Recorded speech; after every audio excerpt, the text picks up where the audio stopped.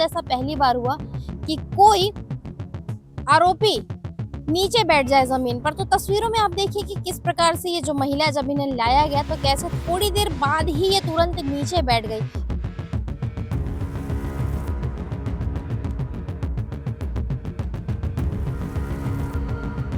ऐसे उम्र में अगर लोग इस प्रकार के कामों में संलिप्त हो,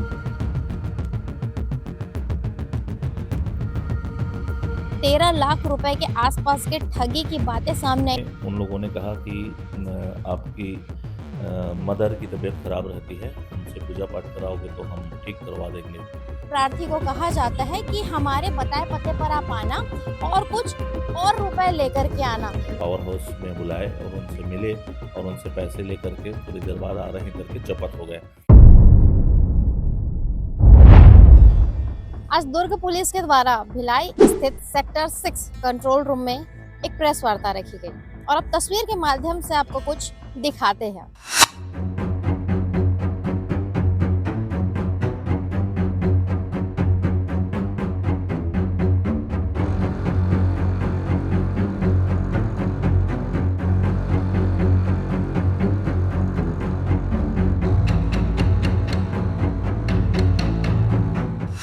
इन तस्वीरों को देखकर आप सभी को लगेगा कि इस तस्वीर में जो एक बुजुर्ग महिला दिखाई दे रही है, शायद किसी जिस मामले में प्रेस वार्ता रखी गई होगी, शायद उस मामले की ये प्रार्थी होगी, लेकिन ऐसा नहीं है। ये महिला, ये बुजुर्ग महिला आरोपी है। उम्र इनकी 65 वर्ष है और ऐसे ही किसी मामले के आरोपी नहीं है। लगभग 13 लाख रुपए के ठगी के मामले में इनका भी नाम। क्या है पूरी कहानी, क्यों इन्होंने इतनी बड़ी ठगी को अंजाम दिया, चलिए विस्तार से बताते हैं। तो चलिए अब आपको बताते हैं कि आखिर ये व्यक्ति कौन है, यानी कि आखिर इस पूरे मामले में प्रार्थी कौन है। तो प्रार्थी का नाम है संजय अठवानी। इनकी उम्र है 37 साल। इनके साइकिल की शॉप है, ऐसा भी पता चल रहा है। और ये जो व्यक्ति है ये रहवासी है दुर्ग के सिंधी कॉलोनी में, लेकिन इनकी जो शॉप है वो छावनी थाना क्षेत्र अंतर्गत आती है। तो जब ये अपने शॉप में थे तो दो लोग इनसे आकर के मिलते हैं और कहते हैं कि हमें साइकिल देखना है। इनके शॉप के अंदर जाते हैं, साइकिल देखते हैं। उसके बाद उनके द्वारा कहा जाता है कि आप अपना फ़ोन नंबर हमें दे दीजिए, हम साइकिल लेने के लिए आएंगे।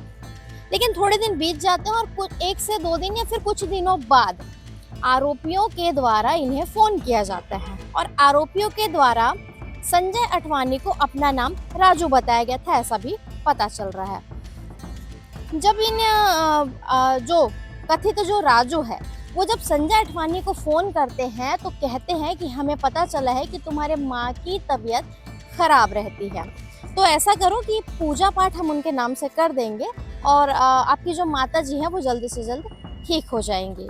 तो ऐसे में किसी भी व्यक्ति के मन में स्वाभाविक रूप से ये आने लगता है जब घर में कोई बीमार होता है कि शायद ऐसी कोई विधि होगी जिससे पूजा पाठ से मेरी माँ जो है जल्द से जल्द ठीक हो जाए। तो भावनाओं में बहकर प्रार्थी जो है उनसे जाकर मिलते हैं और उन्हें क्योंकि आरोपियों के द्वारा ये कहा गया था कि आप हमें एक नारियल और 1100 रुपये पैसे देना, तो अब प्रार्थी के द्वारा एक नारियल और 1100 रुपये पैसे ठगों को दे दिया जाता है।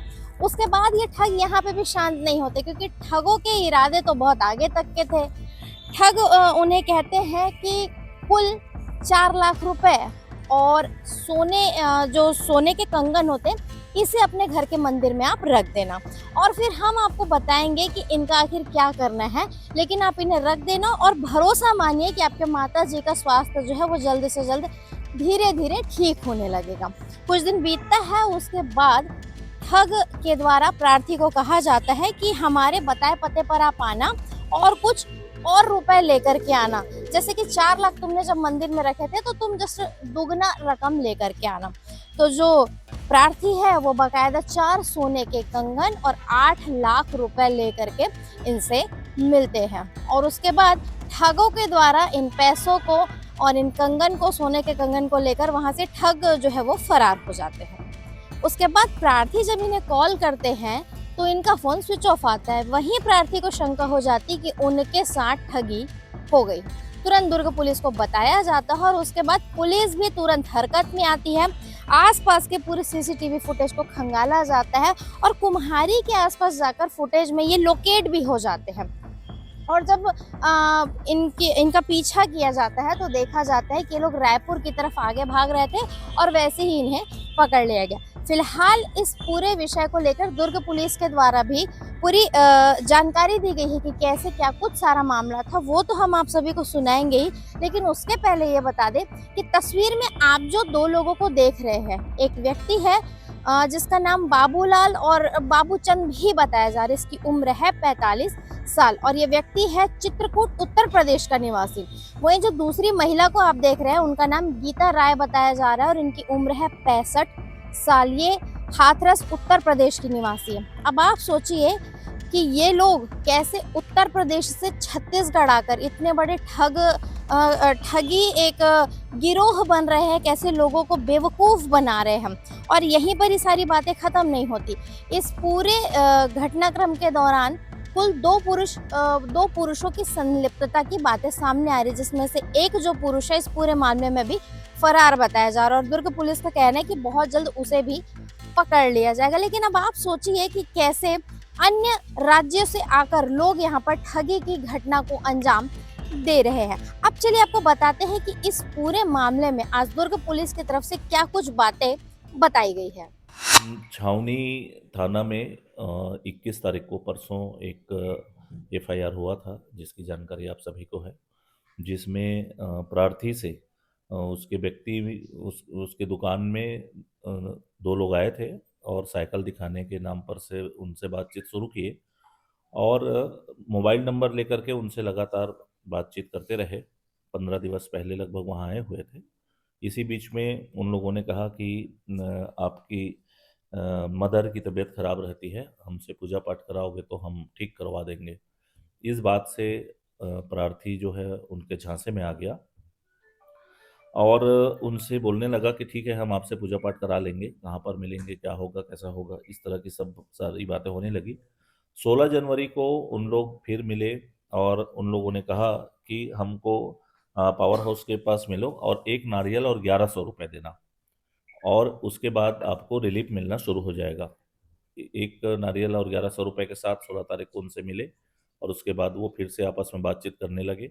बोले बहुत जल्दी ठीक हो जाएगा, एक काम और करना, आप अपने माँ के कंगन को और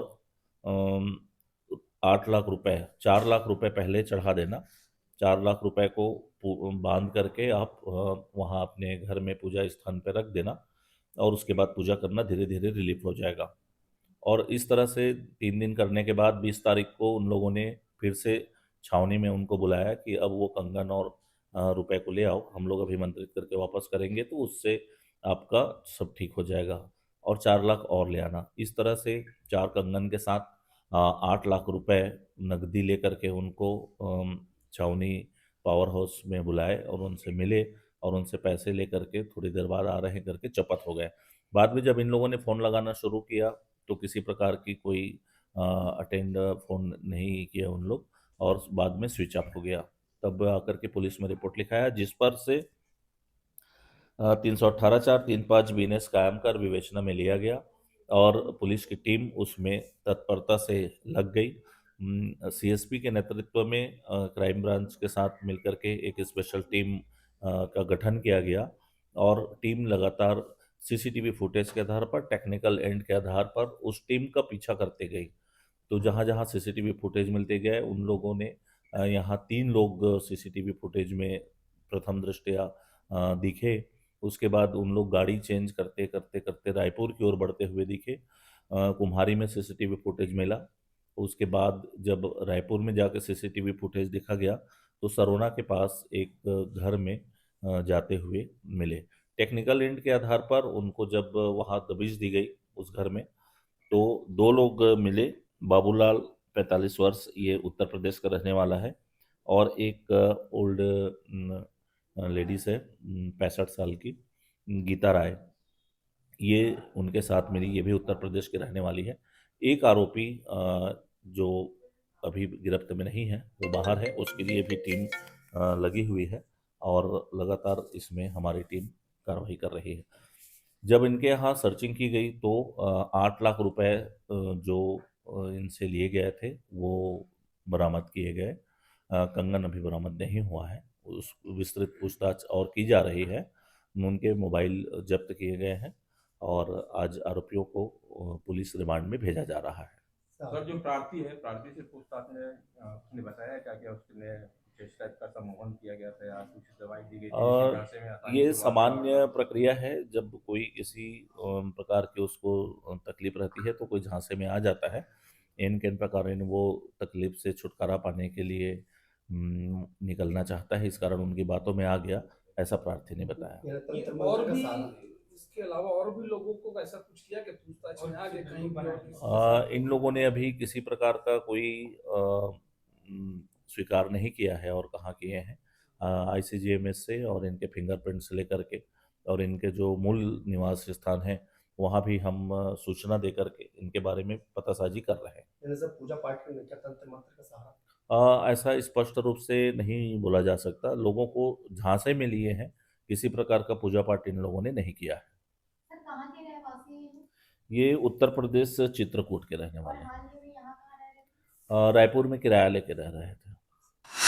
सबसे महत्वपूर्ण बात आज जो देखने लायक रही वो ये रही कि किस प्रकार जब प्रेस कॉन्फ्रेंस के दौरान आरोपियों को जब भी मीडिया के सामने लाया जाता है, तस्वीरों के लिए जब उन्हें सामने लाया जाता है मीडिया के, तो अक्सर लोग खड़े होते हैं। कुछ लोग शर्म से मुंडी झुका कर खड़े होते हैं और कुछ लोग जनरली खड़े होते हैं। लेकिन तस्वीर में अब आप देखिए कि किस प्रकार से जब ये दो आरोपियों को लाया गया तो जो बुजुर्ग महिला थी वो ठीक से चल भी नहीं पा रही थी, काफी बुजुर्ग थी, और किस प्रकार वो ऐसा बहुत कम देखा जाता है, या फिर ये भी कह सकते हैं कि शायद ऐसा पहली बार हुआ कि कोई आरोपी नीचे बैठ जाए जमीन पर। तो तस्वीरों में आप देखिए कि किस प्रकार से ये जो महिला जब इन्हें लाया गया तो कैसे थोड़ी देर बाद ही ये तुरंत नीचे बैठ गई। और अब आप सोचिए, जिस उम्र में लोगों को दूसरों को देख करके दया आती है, तरस आता है, लोग इमोशनल होने लगते हैं कि उम्र इनकी इतनी ज़्यादा, और ऐसे उम्र में अगर लोग इस प्रकार के कामों में संलिप्त हो।